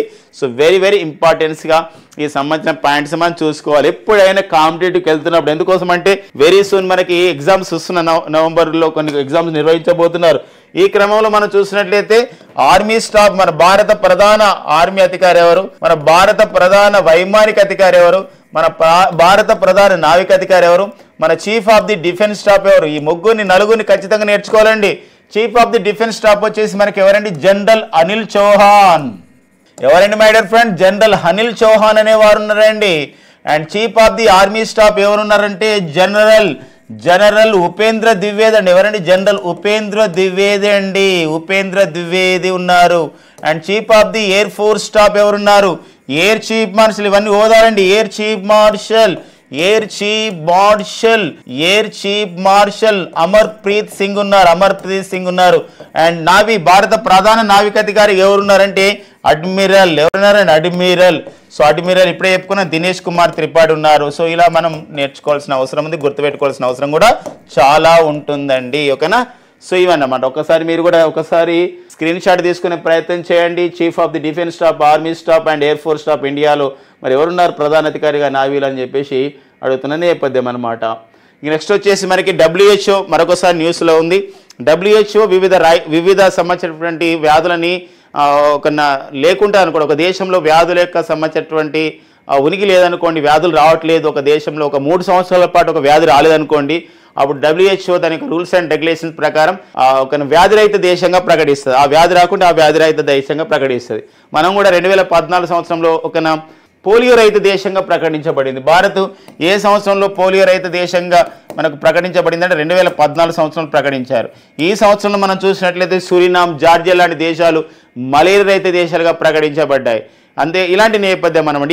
ఈ మధ్య కాలంలో నైగర్ లాంటి దేశాలు ఇక్కడ రివర్ బ్లైండ్నెస్ రహిత దేశంగా ప్రకటించబడింది. అలాంటి నేపథ్యం అండి. జోర్డాన్ దేశం కుష్టి వ్యాధి రహిత దేశంగా ప్రకటించబడేది. ఇలాంటి క్రమంలో ఇప్పుడు ట్రకోమా రహిత దేశంగా, అంటే కంటికి వచ్చి ఒక జబ్బు మనకి ఇదంటే వ్యాధి ట్రకోమా అని చెప్పేసి అంటాం. ఈ ఫ్రీ ఫ్రమ్ ది ట్రకోమా అనమాట. ట్రకోమా రహిత దేశంగా ప్రకటించబడ్డది ఏ దేశం అంటే అది ఫిజీ దేశం అన్న. ట్రకోమా రహిత అంటే ఆ దేశంలో గత 3 సంవత్సరాల నుండి లాస్ట్ 3 ఇయర్స్ నుంచి there is no identified any cases on the trachoma సంబంధించిన కేసెస్ అక్కడ ఐడెంటిఫై కావడం లేదు. అందుకోసం ట్రకోమా రహిత దేశంగా WHO చేత ప్రకటించబడింది. ఇలా WHO చేత ట్రకోమా రహిత దేశంగా ప్రకటించబడ్డ ఫిజీ అనేది ఆ ఘనత సాధించిన ఎన్నో దేశం అంటే 26వ దేశం. వెరీ ఇంపార్టెంట్ అండి. About the WHO world health organisation 1948 April 7న ఏర్పాటు చేయబడ్డటువంటి సంస్థ మరి WHO అండి. WHOలో మనం చూస్తే మన జెనీవా దీని యొక్క ప్రధాన కార్యాలయం ఉంది. ప్రజెంట్ WHO డైరెక్టర్ జనరల్ వచ్చేసి ఎవరున్నారంటే టెడ్రస్ అదనం గేబ్రియోసిస్ అనేవారు ప్రజెంట్ WHO డైరెక్టర్ జనరల్ గా పనిచేస్తున్న నేపథ్యం. ఇథియోపియా దేశానికి చెందినవారండి. మరి ఈ రోజు క్లాస్ లో ఇథియోపియా గురించి కూడా ఒక అద్భుతమైన అప్డేట్ ఇచ్చారండి ఈ రోజు. సో ఇథియోపియా దేశం మన భారతదేశం నుండి స్ఫూర్తి పొంది మన భారత్ లో అమలవుతున్న ఒక కార్యక్రమాన్ని వాళ్ళ దేశంలో ఇథియోపియా దేశంలో వారు ఒక ఇంప్లిమెంట్ చేసే అవకాశం ఉంది. ఏ ప్రోగ్రామో ఒక 5 minutes ఇట్లా స్టేట్మెంట్ కాండి, ఖచ్చితంగా అప్డేట్ వస్తుందండి. నెక్స్ట్ వచ్చేసి మనకి రాష్ట్రపతి, మన భారత రాష్ట్రపతి ద్రౌపది ముర్ము పర్యటన చేస్తారండి. ఇటీవల కాలంలోనే మన భారత రాష్ట్రపతి రఫేల్ యుద్ధ విమానంలో ఆ విధంగా వెళ్ళి రావడం ఎంత కూడా జరిగిన నేపథ్యం మనకు తెలుసండి. ఓకేనా? మరి ఆ నేపథ్యంలో ఇప్పుడు మనకి భారత రాష్ట్రపతి ఆఫ్రికా పర్యటన, మరి ద్రౌపది ముర్ము గారు ఆఫ్రికాలో తొలిసారిగా 2 దేశాలను పర్యటిస్తున్నారు. అంగోలా, బోట్స్వానా దేశాలు నవంబర్ 8 నుండి 13, 2025లో వీరు వెళ్తారండి. ఇది ఒక ప్రత్యేకత ఉందండి. ఈసారి అంగోలా స్వాతంత్ర దినోత్సవ వేడుకలకి వీరు ప్రత్యేకంగా హాజరు కమ్మని వారి ఇన్విటేషన్ రావడం జరిగింది. ఇలాంటి నేపథ్యం చాలా ఇంపార్టెంట్గా ఉంటుంది. ఆఫ్రికా ఖండంలోని క్రింది ఏ దేశం యొక్క 50వ స్వాతంత్ర దినోత్సవ వేడుకలు 50th ఇండిపెండెన్స్ సెలబ్రేషన్స్కి 50th ఇండిపెండెన్స్ డే సెలబ్రేషన్స్కి సో ఎవరు హాజరయ్యారు, ఏ దేశానికి హాజరయ్యారు, ఇలాంటి నేపథ్యం చాలా ఇంపార్టెంట్ అండి. సో ఆఫ్రికా ఖండంలోని 50వ సంబంధించిన అంగోలా స్వాతంత్ర దినోత్సవ వేడుకలకి హాజరు కావడం జరిగింది. So very important. ఆఫ్రికా పైనకి ఈసారి బిట్స్ వచ్చే అవకాశం ఉంటుంది. ఆఫ్రికా ఖండం నేపథ్యం అండి. ఆఫ్రికా ఖండంలో గుర్తొచ్చేది మనకు ఒక విషయం ఉందండి, సావో తోమ్ ప్రిన్సిపీ. ఈ సావో తోమ్ ప్రిన్సిపీ యొక్క దేశం యొక్క ప్రత్యేకత ఏంది ఇంగ్లీష్లో కూడా చెప్పుకుందాము. సావో తోమ్ ప్రిన్సిపీ అంటాం. ఇది ఏంది న్యూస్లో ఉంది. సావో తోమ్ ప్రిన్సిపీ అంటే యునెస్కో చేత మొత్తం ఎంటైర్ దేశం యునెస్కో చేత మొత్తం ఒక బయోస్పియర్గా ప్రకటించబడిందండి. ఇప్పుడు మన దేశంలో 13 బయోస్పియర్లు ఉన్నాయి, కోల్డ్ డెజర్ట్తో కలుపుకొని, కోల్డ్ డెజర్ట్ హిమాచల్ ప్రదేశ్తో కలుపుకొని. అలా కాకుండా దేశం మొత్తం కూడా బయోస్పియర్గా ప్రకటించబడింది. అది యునెస్కో చేత. అది ఏ దేశం అంటే ఆఫ్రికా ఖండ దేశం అనేటువంటి సావో తోమ్ ప్రిన్సిపీ అనే విషయం గమనించండి. ఇదే ఆఫ్రికా ఖండం చూసినట్లయితే మొరాకో దేశం అండి. మొరాకో దేశం యొక్క ప్రత్యేకత ఏంటంటే మొరాకో దేశంలో ఫస్ట్ టైం మన భారతదేశం చెందినటువంటి టాటా అడ్వాన్స్డ్ సిస్టమ్ లిమిటెడ్ వాళ్ళు విదేశాల్లో ఒక రక్షణ ఉత్పత్తుల సంబంధించి ఒక ఫ్యాక్టరీని, ఒక ఆయుధ సంబంధించినటువంటి కర్మాగారాన్ని ఏర్పాటు చేయడం జరిగిందనమాట. భారతదేశం చేత విదేశాల్లో ఒక రక్షణ ఉత్పత్తుల కర్మాగారం తొలిసారిగా ఏ దేశంలో ఏర్పాటు చేశారంటే మొరాకో దేశంలో ఏర్పాటు చేశారనే విషయం గమనించండి. ఇదే మనకి పాల్బియా, ఇదే కామరూన్ దేశానికి చెందినటువంటి పాల్బియా అండి. మరి కామరూన్ దేశ అధ్యక్షుడు కావడం జరిగింది. ఎక్కువ వయసులో 92 సంవత్సరాల వయసులో కామరూన్ దేశ అధ్యక్షుడిగా నియమితులైన వారు ఎవరంటే పాల్బియా అనే అంశం గమనించండి. ఒక్కసారి స్క్రీన్ షాట్ తీసుకోండి, ఖచ్చితంగా మీకు ఉపయోగపడుతుందండి. ఓకేనా, నెక్స్ట్ చూద్దాం. క్రియా అనే ఒక సంస్థ ఉందండి. మరి క్రియా అంటే యాక్షన్ చేయడం, కానీ ఇక్కడ అబ్రివేషన్ క్రియా అంటే ఇంగ్లీష్ వర్డ్ అనమాట. Centre for research on energy and clean air. ఇది దేనిపైన చేస్తుంది అంటే ఎనర్జీ పైన, అంటే ఒక పర్యావరణానికి ఉపయోగపడే శక్తి పైన అధ్యయనం చేస్తుంది. అండ్ వాతావరణంలో మరి స్వచ్ఛమైన గాలి ఉండాలని పరిశోధన చేస్తున్నటువంటి సంస్థ. ఉండాలంటే ఏం చేయాలని కాలుష్యం పైన మన భారతదేశంలో క్రియా ఒక నివేదిక ఇచ్చిందనమాట. Very very important. ఇందులో మీరు ఒక 2 minutes వినండి, మీకు ఒక అద్భుతమైన ఒక మంచి ఇన్ఫర్మేషన్ అండి. ఒక మంచి ఇన్ఫర్మేషన్, ఒక బేసిక్ పాయింట్స్ మీకు తెలుస్తాయి. ఎందుకోసం అంటే ఇప్పుడు మనకి ఒక మేఘ విస్ఫోటనం అన్నారు. మేఘ విస్ఫోటనం అంటే మేఘాలు వచ్చి ఒకటేసారి వర్షమే వస్తాయని ఓకే, అది అందరు చెప్తారు, అందరూ తెలుసు. But at the same time దానికి ఒక సైంటిఫిక్ వే ఉంటుంది. మేఘ విస్ఫోటనం అంటే థండర్ స్టార్మ్ ఎందుకనంటామంటే ఒక నియమిత కాలంలో ఒక నియమిత ప్రాంతంలో ఒక 2 గంటలు 3 గంటల ప్రాంతంలోనే 5 నుండి 10 సెంటీమీటర్ల వర్షపాతం ఒక ఏరియాలో నమోదైతే మనం ఏమంటామంటే మేఘ విస్ఫోటనం అంటాం. ఆ సంబంధించిన కాన్సెప్ట్, ఆ సైంటిఫిక్ వే మనకు ఉండాలి. ఎట్ ద సేమ్ టైం కాలుష్యం అంటే ఒక దుమ్ము ఉండడం, ధూళి ఉండడం ఇది కాదు. అందులో ఎంత పర్టికులేట్ మ్యాటర్ అంటారండి, పిఎం అంటారు. పర్టికులేట్ మ్యాటర్ అంటారు. పర్టికులర్ కాదండి, ఈ పర్టికులేట్ మ్యాటర్ అంటే ఈ మ్యాటర్లో, ఈ పదార్థంలో ప్రత్యేకంగా ధూళి కణాలు ఎలా ఉన్నాయి. దీన్ని మనం ఏంటంటే సంబంధించినటువంటి సైంటిఫిక్గా మనం ఏమంటామంటే particulate matter 10, particulate matter 2.5, sulphur dioxide, nitrogen oxide, ఒక తర్వాత ఓజోన్. ఇవి కాలుష్య కారకాలు ఉంటాయి ఈ యొక్క సంబంధించినటువంటి గాలిలో. ఈ గాలిలో ఇలా ఉంటాయి కదా. మరి ఇక్కడ చూసినట్లయితే ఈ పర్టికులేట్ మ్యాటర్ అనేది ఇవి ఉంటాయి. ఇందులో మనకి పర్టికులేట్ మ్యాటర్ 2.5 ఉందనుకోండి, అత్యంత ప్రమాదకరమైన గాలి. అంటే పర్టికులేట్ మ్యాటర్ అంటే ఏంటంటే మైక్రోగ్రామ్స్ అనమాట, చిన్న సంబంధించినటువంటి ఒక ధూళి కణాలు. కొన్ని ధూళి కణాలు మనం చూడగలుగుతాం, కొంత దుమ్మును మనం చూడగలుగుతాం, కొన్ని దుమ్మును చూడలేం. ఆ చూడలేని వాటిల్లో అతి చిన్నవైన మనం వాటిని ఏమంటారంటే ఆ కాలుష్య పదార్థాలని మనం పర్టికులేట్ మ్యాటర్గా పిలుస్తాం. దానికి ఒక పాయింట్ ఇస్తాం మనం. 2.5 ఉంటుంది అనుకోండి, అది అత్యంత ప్రమాదకరమైంది ఆ సంబంధిత ధూళి, ఆ సంబంధిత కాలుష్యం. ఇలా చూసినట్లయితే మనకి దేశంలోనే మనకి గమనించినట్లయితే ఒక పర్టికులేట్ మ్యాటర్ 2.5 ఈ కాలుష్య ఉద్గారాలు ఘన మీటర్లు, ఒక క్యూబిక్ మీటర్లో గాలిలో 15 మైక్రోగ్రామ్స్ మించకూడదు. 15 మైక్రోగ్రామ్స్ అనమాట. 15 మైక్రోగ్రామ్స్ మించినామనుకోండి, అది ఏమైందంటే ఆ 15 మైక్రోగ్రామ్స్ మించితే ఖచ్చితంగా అది ఏమవుతుందంటే కాలుష్యకంగా ఎక్కువ అవుతుంది. ఇలా అంటే 15 మైక్రోగ్రామ్స్ కన్నా తక్కువ ఉందనుకోండి ఆ సంబంధించిన కాలుష్య పదార్థాలు, అది స్వచ్ఛమైన గాలి. అలాంటి నేపథ్యంలో ఇప్పుడు షిల్లాంగ్ అనేది ఉంది మనకి, మేఘాలయంలో షిల్లాంగ్ ఉంది. అక్కడ కేవలం 10 మైక్రోగ్రామ్స్ మాత్రమే ఆ గాలిలో ఆ పర్టికులేట్ మ్యాటర్స్ ఈ ఘన మీటర్లో, ఒక క్యూబిక్ మీటర్లో అంతే ఉంటుంది అన్నమాట, 10 మైక్రోగ్రామ్స్. దీని ద్వారా మనకి ఏంటంటే ఇది స్వచ్ఛమైన గాలి అని చెప్పొచ్చు. 15 కన్నా ఎక్కువ ఉందనుకోండి, అది ఏమవుతుందండి అత్యంత ప్రమాదకరమైంది. అందుకే చూడండి పర్టికులేట్ మ్యాటర్ 2.5 అనేది అత్యంత ప్రమాదకరమైంది. దేశంలో 299 నగరాలు అధ్యయనం చేశారు. సో చేసినప్పుడు సెప్టెంబర్ 2025 భారత్లో 203 నగరాలు కాలుష్య నగరాలుగా, అక్టోబర్ 2025లో 255 నగరాలుగా గుర్తించబడ్డాయి. మన భారతదేశం అత్యంత కాలుష్యక ప్రాంతం అనేది నేషనల్ క్యాపిటల్ రీజన్ అంటే మన భారతదేశ రాజధాని ప్రాంతం అనమాట. నేషనల్ క్యాపిటల్ రీజన్ మన భారతదేశ ఢిల్లీ ప్రాంతం అనమాట. క్యాపిటల్ రీజన్ అనేది అత్యంత కాలుష్య ప్రాంతం ఇది.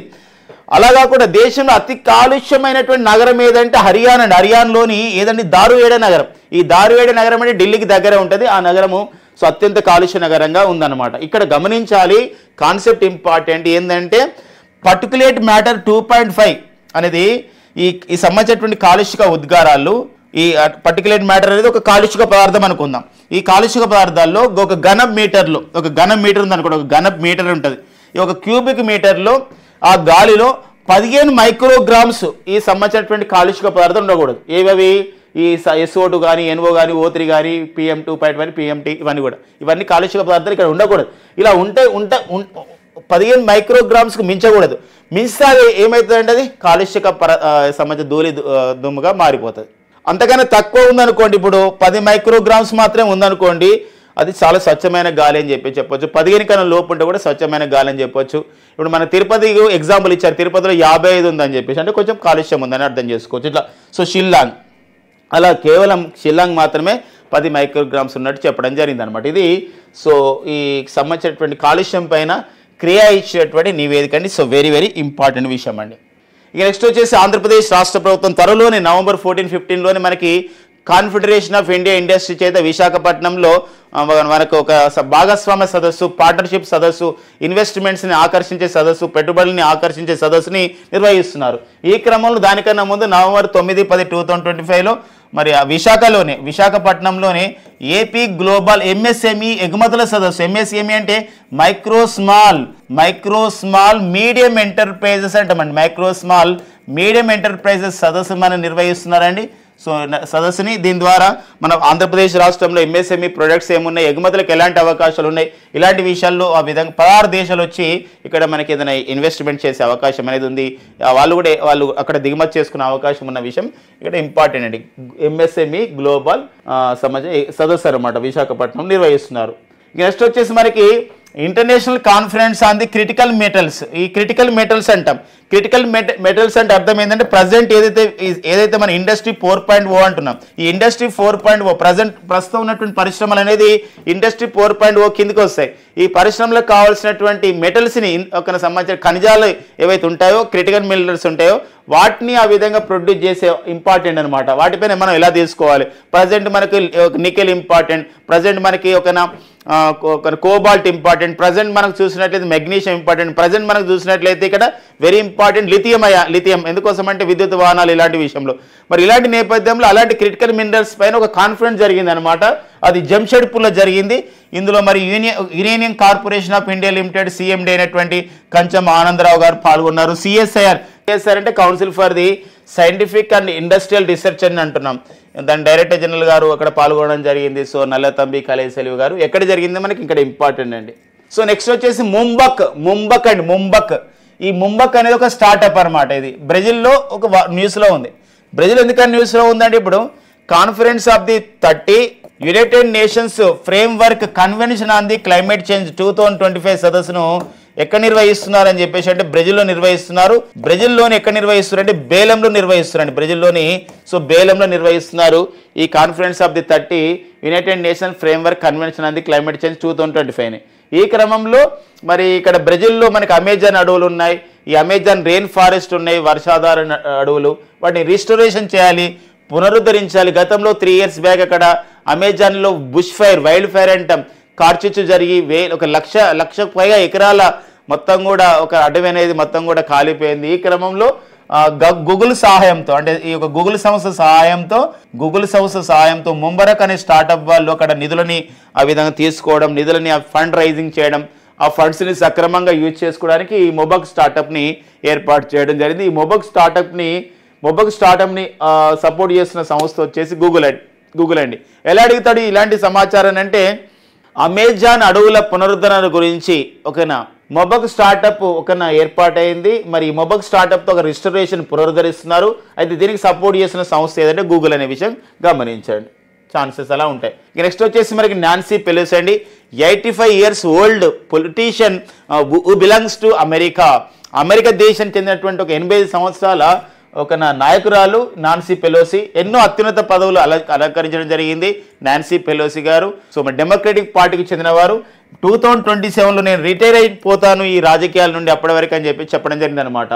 So speaker of US house of representatives. So అమెరికాలో చూసినట్లయితే మనకి అమెరికా పార్లమెంట్ కాంగ్రెస్ అంటే అందులో ఒక సంబంధించినటువంటి మనకు లోక్సభ రాజ్యసభ లాగా సెనేట్ అనేది ఒకటి ఉంటుంది అండ్ హౌస్ ఆఫ్ రిప్రజెంటేటివ్ ఉంటుంది. మరి హౌస్ ఆఫ్ రిప్రజెంటేటివ్కి స్పీకర్గా పనిచేసింది 2007 నుండి 2011, 2019 నుండి 2023 2 పర్యాలు పనిచేసింది. The first woman who became the speaker of the US house of the రిప్రజెంటేటివ్స్గా కూడా ఈ యొక్క నాన్సీ పెలోసి గారు గుర్తించబడ్డారు. ఉమెన్ ప్రయారిటీలో చాలా ఇంపార్టెంట్ అండి నాన్సీ పెలోసి గారు. అమెరికా యొక్క ఒక ప్రతినిధుల సభకి స్పీకర్గా పనిచేసిన తొలి మహిళ నాన్సీ పెలోసి. రిటైర్మెంట్ కాబోతున్న 2027లో రాజకీయాల నుండి. నెక్స్ట్ వచ్చేది ఇథియోపియా దేశం ఏ విషయంలో న్యూస్లో ఉంది, ఏ విషయంలో న్యూస్లో ఉందంటే ఇక్కడ సో ఇథియోపియా దేశ ప్రతినిధులు మన భారతదేశం రావడం జరిగింది. అధికార ప్రతినిధులు ఒక హై లెవెల్ సంబంధించినటువంటి అత్యున్నతమైన అధికారులు వచ్చారు.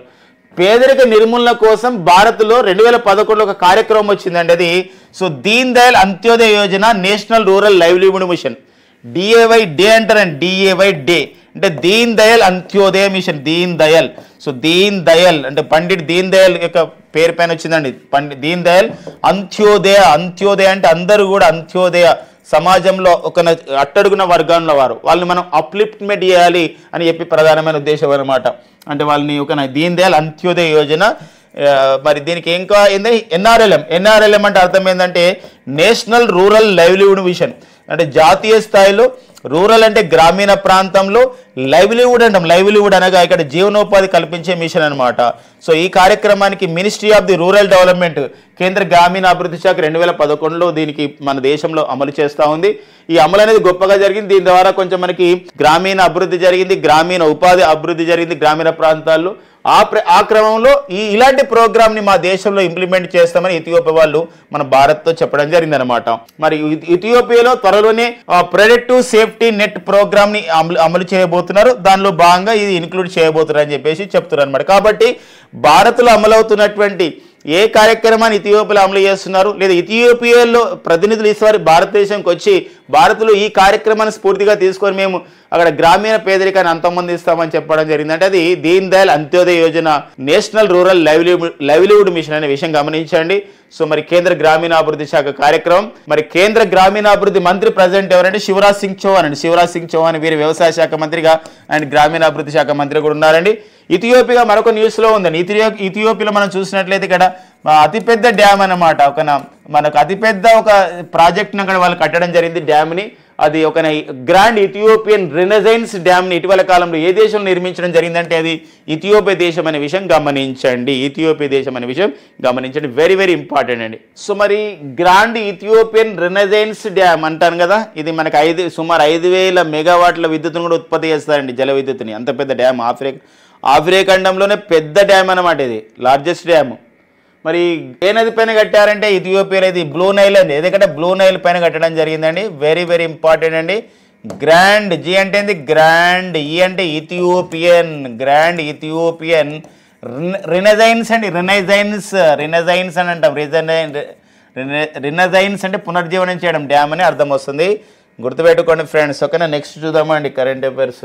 18th urban mobility India conference and exhibition అండి. అంటే ఇక్కడ ఈ పట్టణ ప్రాంతాల్లో మనం ఎలాంటి రవాణా సౌకర్యాలు కల్పించాలి అనే ప్రధానమైన ఉద్దేశంతో 18th urban mobility and India conference అనేది ఎగ్జిబిషన్ 2025 ఎక్కడ నిర్వహించుకోవడం జరిగిందంటే ఇది సో గురుగ్రామ్ అండి. గురుగ్రామ్లో నిర్వహిస్తున్నారండి. Ministry of the housing and urban affairs కేంద్ర గృహ నిర్మాణ పట్టణాభివృద్ధి శాఖ వాళ్ళు నిర్వహిస్తున్నారు. And urban development and mobility nexus అనే ఒక ఇతివృత్తంతో ఈ యొక్క సంబంధించిన సదస్సు నిర్వహిస్తున్నారు అనమాట. మొబిలిటీ నెక్సెస్ ఎలా మనం ఎంకరేజ్ చేసుకోవాలి ఈ మొబిలిటీని అని చెప్పేసి, అంటే ప్రయాణ సౌకర్యాలను ఎందుకోసం ప్రయాణ సౌకర్యాలు ఎందుకు పెంపొందించుకోవాలి అర్బన్ ప్రాంతంలో అంటే జనసమర్థమైంది, క్రౌడ్ అయింది, ట్రాఫిక్ జామ్స్ ఎక్కువైతున్న నేపథ్యంలో November 7 to 9, 2025 నిర్వహిస్తున్నారు. ఈ సదస్సును మరి ప్రారంభించిన వారు మనోహర్ లాల్ ఖట్టర్. ఎవరండి మనోహర్ లాల్ ఖట్టర్ అంటే కేంద్ర ఒక గృహ నిర్మాణ పట్టణ వ్యవహారాల శాఖ మంత్రి, minister for the housing and urban affairs.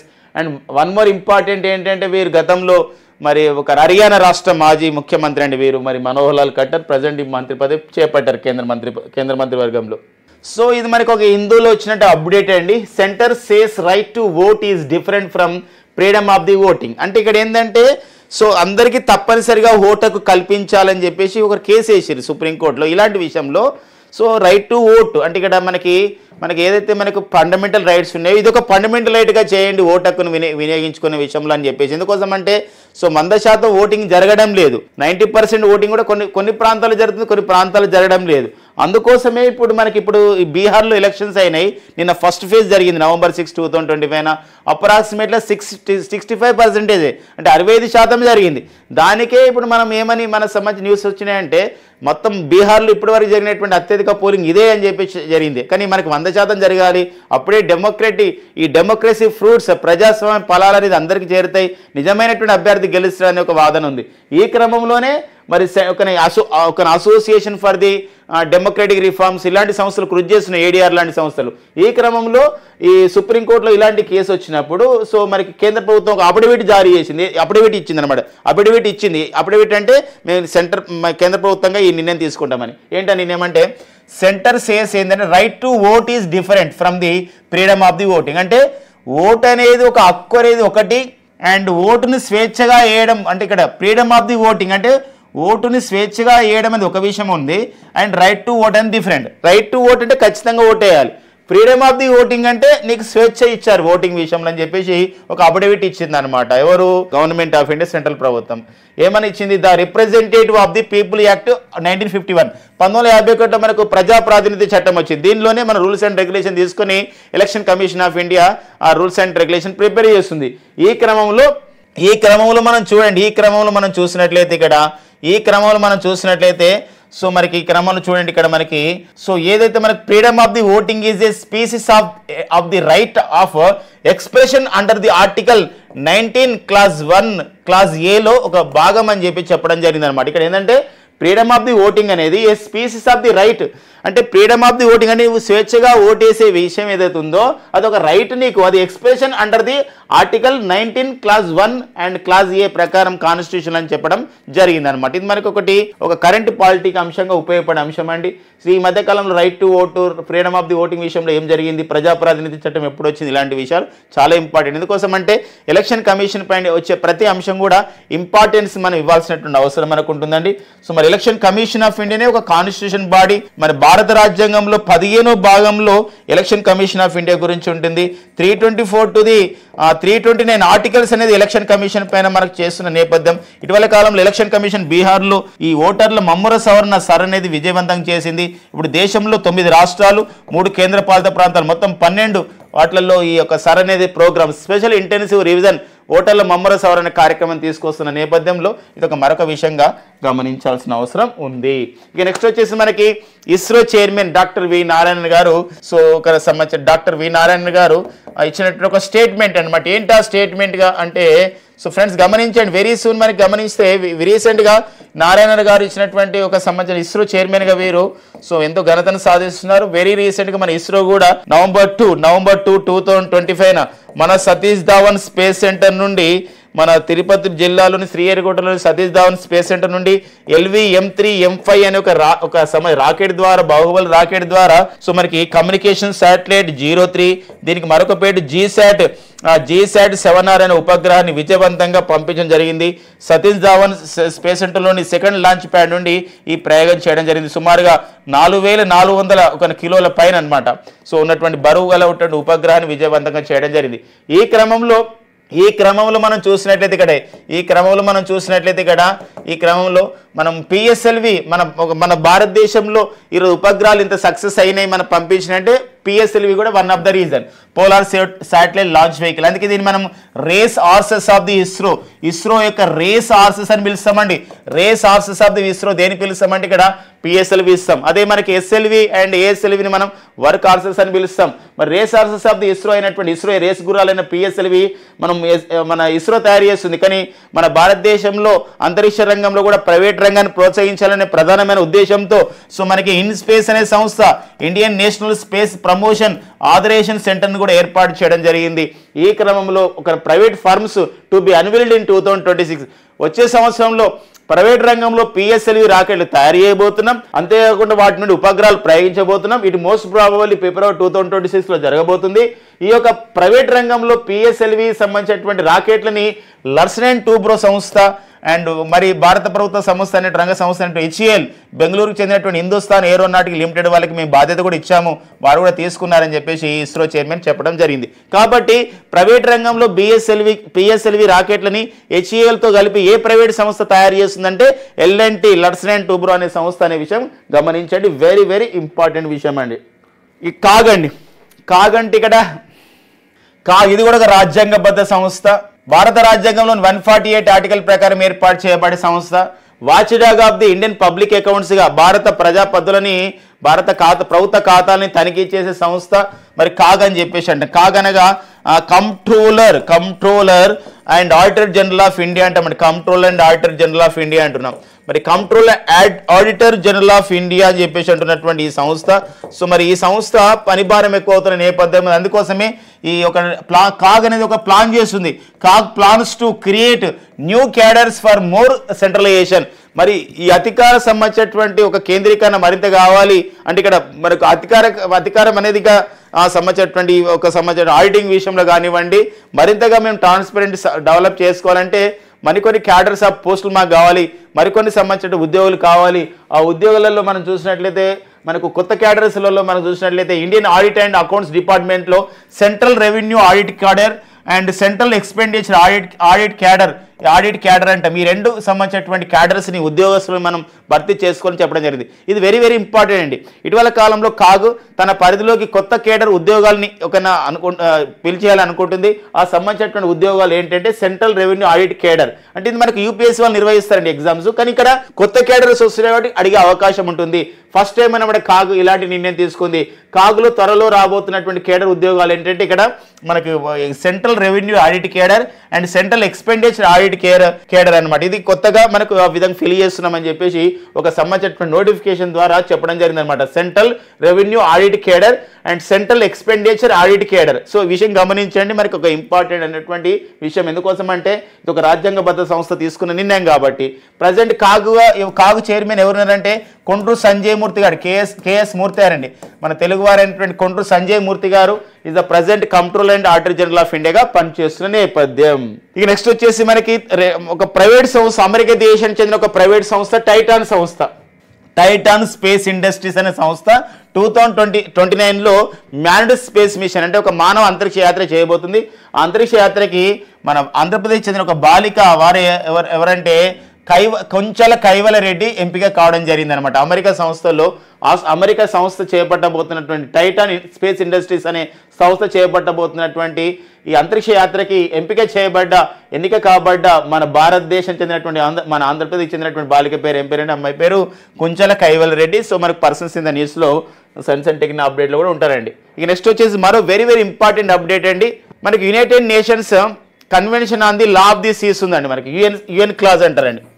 United Nations convention of the law of the seas అని చెప్పేసి అంటే యుఎన్ క్లాజ్ అండి, గుర్తుపెట్టుకోండి. United Nations convention on law of the seas అంటారు. లా ఆఫ్ ది సీస్ అంటే సముద్రంలో నాటికల్ మైల్స్ అంటాం. అంటే ఇంత నాటికల్ ఇప్పుడు మన భారతదేశ 12 నాటికల్ మైల్స్ ఉంటాయి మనకి, అంటే 22 కిలోమీటర్లని అప్రాక్సిమేట్లీ చెప్పొచ్చు. దీనికి ఒక సంబంధించినటువంటి నాటిక అంటే టెరిటోరియల్ రీజన్ ప్రాదేశిక ప్రాంతాలు అంటాం. దాని తర్వాత మనకి ఎక్స్క్లూజివ్ ఎకనామిక్ జోన్ స్టార్ట్ అయితే అది కొంత పరిధి ఉంటుంది. లైక్ దట్ ఇక్కడ కూడా ఏంటంటే మనకు కూడా ఇక్కడ ఈ సంబంధించిన విషయం ప్రకారం మన భారతదేశానికి కొంతవరకు మనకు అధికారం ఉంటుంది మన సముద్ర జలాలను వాడుకోవడానికి, అక్కడ ఫిషింగ్ చేయడం కానివ్వండి, పరిశోధన చేయడానికి. ఇలాంటి క్రమంలో మన భారత ఒక ప్రభుత్వం ఒక నిర్ణయం తీసుకుంది ఏంటంటే, సో ఇప్పటివరకు మన భారత సముద్ర తీర ప్రాంతంలో 12 నాటికల్ మైల్స్ లేదా 22 కిలోమీటర్ల వరకే చేపల వేటను అనుమతించేవారు మన భారతీయులు మన భారతదేశానికి. మన భారత ప్రభుత్వం మన భారతీయులకు, మన భారత ఫిషర్మ్యాన్కి, మన మత్స్యకారులకి మీరు ఈ 12 నాటికల్ మైలు దాటి వెళ్ళొద్దు, ఈ 22 కిలోమీటర్లు దాటి వెళ్ళకూడదని చెప్పారు. అక్కడ వరకే చేపలు పట్టేవారు. కానీ ఇప్పుడు ఏంటంటే కేంద్ర ప్రభుత్వం ఒక నిర్ణయం తీసుకుంది ఏంటంటే సముద్ర జలాల్లో తీరం నుంచి 12 నాటికల్ మైళ్ళ వరకే రాష్ట్రాల పరిధి ఉన్నది. ఇప్పుడు ఏం చేసిందంటే సముద్ర లోతు జలాల్లోనూ చేపల వేటకు అవకాశం ఇచ్చింది మన భారత ప్రభుత్వం. నిన్ననే November 6, 2025 ఒక నోటిఫికేషన్ ఒక సంబంధించినటువంటి ఆర్డర్ పాస్ చేసింది. ఏంటంటే November 6, 2025 నుండి ఎక్స్క్లూజివ్ ఎకనామిక్ జోన్ అంటే ప్రత్యేకమైనటువంటి ఏదైతే మనకు ప్రాంతం ఉందంటే 200 నాటికల్ మైల్స్ వరకు లేదా 370 కిలోమీటర్ వరకు ఈ ఎక్స్క్లూజివ్ ఎకనామిక్ జోన్ అని చెప్పేసి అంటాం. అంటే ప్రత్యేకమైనటువంటి ఆర్థిక ప్రాంతం అంటాం. ఈ ప్రాంతంలోకి మత్స్యకారులకు అనుమతించండి. అంటే 200 నాటికల్ మైల్ అంటే 370 కిలోమీటర్స్ వరకు లోతు జలాల్లోకి సో ఇవి కేంద్ర పరిధిలో ఉంటాయి. అయినా మీరు వెళ్ళండి, ఎందుకోసం అంటే చేపల వేట మనకి తగ్గుతుంది ఇక్కడ ఈ ప్రాంతంలో కాబట్టి అక్కడ వెళ్ళండి అని చెప్పేసి అనుమతి ఇవ్వడం జరిగింది. ఇది ఒక వెరీ వెరీ ఇంపార్టెంట్ అండి. ఎక్కడి వరకు అనుమతించింది ఏంటనేది చాలా ఇంపార్టెంట్గా మనం చూసుకోవాలన్నమాట. ఓకేనా. ఇప్పుడు మనకేంటంటే మొన్నటి వరకు 12 నాటికల్ మైల్స్ వరకే ఉండేది. మన టెరిటోరియల్ రీజన్ అంటారు, అంటే ప్రాదేశిక జలాల వరకు వెళ్ళనిచ్చేవాళ్ళు. ఇప్పుడు ఈ రోజు నుండి మనకి ఏంటంటే ఇక్కడ ఒక చేపల వేటకి 370 కిలోమీటర్లు అంటే ఇక్కడ ఎక్స్క్లూజివ్ ఎకనామిక్ జోన్ పరిధిలో కూడా వెళ్ళొచ్చు అని చెప్పేసి సో ఈరోజు మనకి ఇది సాక్షిలో ఇచ్చారండి ఈ న్యూస్ పేపర్ మనకి న్యూస్లో. తర్వాత 200 నాటికల్ మైళ్ళ వరకు వెళ్ళొచ్చు అని చెప్పేసి ఇవ్వడం జరిగిందనమాట. ఓకేనండి. నెక్స్ట్ వచ్చేసి శీతల్ దేవి. సో మరి శీతల్ దేవి మరి ఒకరు ఎన్నో అంతర్జాతీయ మెడల్స్ సాధిస్తున్నారు. ఒక పారా ఆర్చరీ క్రీడాకారిణి, వైకల్యం ఉన్నటువంటి ఒక క్రీడాకారిణి, మన భారత పారా ఆర్చరీ అండి, మన భారతదేశ పారా ఆర్చరీ క్రీడాకారిణి. సో ఎవరండి వారు? శీతల్ దేవి గారు. మరి శీతల్ దేవి గారు మరొక చరిత్ర సూచించారు. మరి జెడ్డాలో, సో జెడ్డా సమాచార ప్రాంతంలో ఆసియా కప్ జరగబోతుందండి. ఆసియా ఆర్చరీ కప్ జరగబోతుంది. ఈ ఆసియా ఆర్చరీ కప్లో జెడ్డాలు నిర్వహిస్తున్నారు. మరి జెడ్డాలు నిర్వహించబోతున్నటువంటి ఆసియా కప్లో సో వైకల్యం లేని సాధారణ ఆర్చర్లతో పోటీపడి ఆమె ఏంటంటే ఆ పోటీలో గెలిచిందనమాట. అంటే ఏంటంటే ఈ ఒక వీటిని ఏమంటారంటే సెలక్షన్స్ అన్నమాట. ఈ ఆసియా ఆర్చరీ కప్ జెడ్డాలో నిర్వహిస్తున్నారు. జెడ్డా ఎక్కడ ఉంటుందండి? సౌదీ అరేబియాలోని జెడ్డాలో నిర్వహిస్తున్నారు. మరి జెడ్డాలో నిర్వహిస్తున్నటువంటి ఆసియా ఆర్చరీ కప్కి సో మనకి ఫైనల్ అక్కడ పోటీ పడే వాళ్ళు ఉండాలి.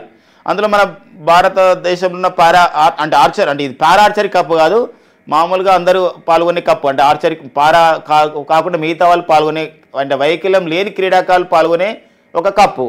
కానీ శీతల్ దేవి తమ ఆత్మవిశ్వాసంతో వైకల్యం లేని వాళ్ళతో పోటీపడి ఆ సంబంధించిన సెలక్షన్స్ ఆ విధంగా గెలిచింది. వైకల్యం లేని సాధారణ ఆర్చర్లతో కలిసి ఆసియా కప్లో పోటీ పడేందుకు అర్హత సాధించింది. ఎవరండి?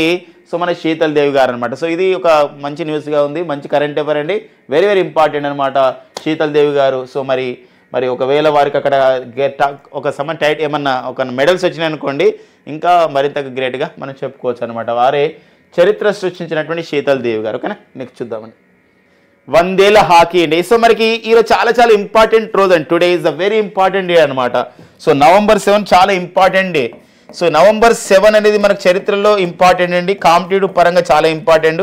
November 7, 2025 సో మనకు వందే మాతరాన్ని మనకి 1875 November 7 సో బకిం చంద్ర చటర్జీ రాయడం జరిగింది. అందుకే 150వ సంవత్సరం అయిందండి. 150వ వందే మాతర గేయం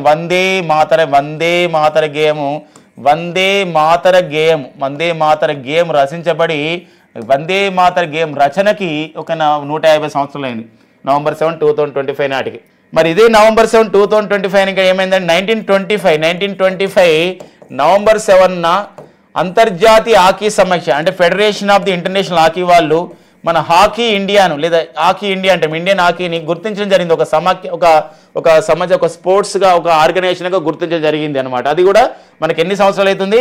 100వ హాకీ ఇండియా ఏర్పాటు చేయబడి హాకీ ఇండియా సమాఖ్యను మనం హాకీ ఇండియా అంటామండి. ఇట్లా హాకీ ఇండియా ఏర్పడి 100వ సంవత్సరాలు అవుతుంది November 7, 2025.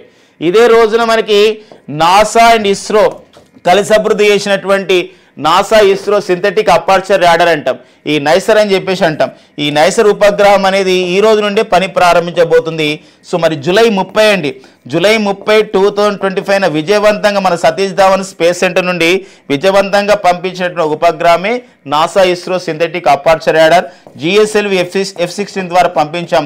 ఇది మనకి ఈ రోజు నుండే పని ప్రారంభిస్తున్న నేపథ్యం అనమాట. కాబట్టి ఇక్కడ 3 అంశాలు చాలా ఉన్నాయండి. ఒక్కసారి మీరు కూడా సో స్క్రీన్ షాట్ తీసుకునే ప్రయత్నం చేయండి, ఖచ్చితంగా ఇది ఉపయోగపడుతున్న నేపథ్యం అనమాట.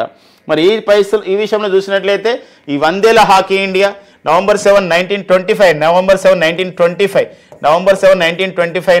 ఇంటర్నేషనల్ హాకీ ఫెడరేషన్ మన ఫెడరేషన్ ఆఫ్ ది మన హాకీ ఇండియాని గుర్తించడం జరిగింది.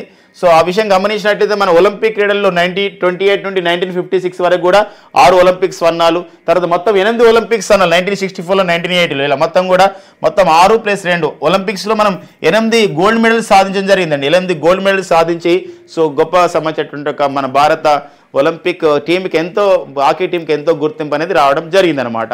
ఇలాంటి క్రమంలో 100 సంవత్సరాలు పూర్తి చేసుకోవడం ఒక ప్రత్యేక కార్యక్రమాన్ని కూడా సో నిర్వహిస్తున్న న్యూఢిల్లీలో 100 ఏళ్ల హాకీ ఉత్సవాన్ని. ఆ క్రమంలో మరి భారత హాకీ ఇండియా సమాఖ్యకి ప్రజెంట్ అధ్యక్షుడు ఎవరంటే మాజీ హాకీ కెప్టెన్ అయినటువంటి దిలీప్ టర్కీ గారు ప్రజెంట్ హాకీ ఇండియాకి అధ్యక్షుడిగా ఉన్నారు. మరి భారత పురుషుల టీంకి మన భారత పురుషుల హాకీ టీంకి కెప్టెన్ ఎవరంటే హర్మన్ప్రీత్ సింగ్ అండి. ఎవరంటే హర్మన్ప్రీత్ సింగ్ గారు కెప్టెన్గా ఉన్నారు. భారత మహిళల టీంకి ఉమెన్ అన్నమాట, భారత మహిళల టీంకి సో కెప్టెన్గా ఎవరున్నారంటే సలీమా తేతే అండి. ఎవరంటే సలీమా తేతే అనేవారు సో ఉండడం జరిగిందనమాట. ఈ విషయం గమనించండి. సో వెరీ వెరీ ఇంపార్టెంట్ విషయం అండి. ఫ్రెండ్స్, ఇవ్వండి ఈ రోజు ఉన్నటువంటి current affairs. Thank you friends and all the best. Vande Mataram.